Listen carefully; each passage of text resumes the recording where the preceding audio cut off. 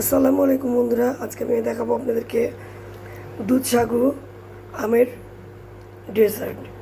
তো আসেন দেখেন, আমি এখানে দুধ জাল বসিয়ে দিয়েছি। দুধটা আমার ফুটে উঠেছে। এখন আমি এর মধ্যে দিয়ে দিচ্ছি পরিমাণ মতো চিনি।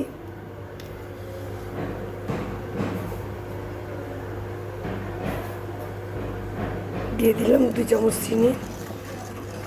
যেহেতু এটা আমি কনডেন্স মিল্ক ইউজ করছি এর সাথে, এজন্য আমি এটাতে চিনি কমই ব্যবহার করবো। এখানে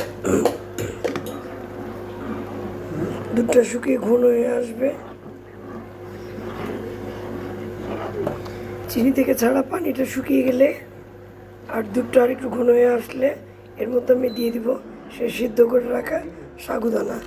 বন্ধুরা দেখতে পাচ্ছেন আমার এখানে আমি দুধটা ফুটিয়ে ছেঁকে নিয়ে নিয়েছি।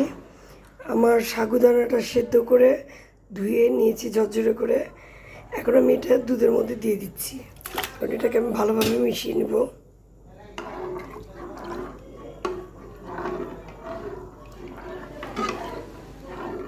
বন্ধুরা, আমরা এর আগে করেছিলাম সাগুদানার পায়েস ম্যাঙ্গো পাল্প দিয়ে, আর এইবার এই সিজনে করছি ফ্রেশ আম দিয়ে।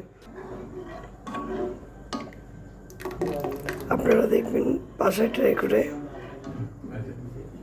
বন্ধুরা দেখেন, এখানে আমি ফ্রেশ আম নিয়েছি। এটাকে হাত দিয়ে ভালো করে চিপে পুরো রসটা বের করে নিচ্ছি। রসটা বের করা হলে এটাকে আমি আবার ব্লেন্ড করব। ব্লেন্ড করে তারপরে কি করি আপনারা দেখতেই পাবেন। এই যে কলা, আমি ম্যাঙ্গোর সাথে কলাও দিচ্ছি। এই আমার কলা ছিল কমপ্লিট। এখন আমি কলাটা ম্যাশ করে দিব।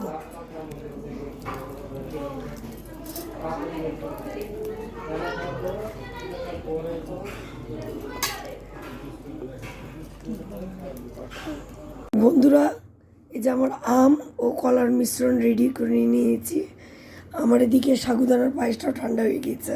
আমি এটা এখন এর সাথে মিশিয়ে দিব।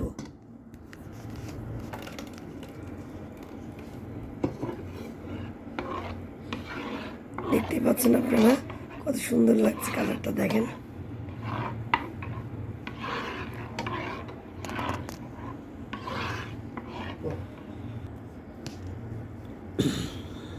বন্ধুরা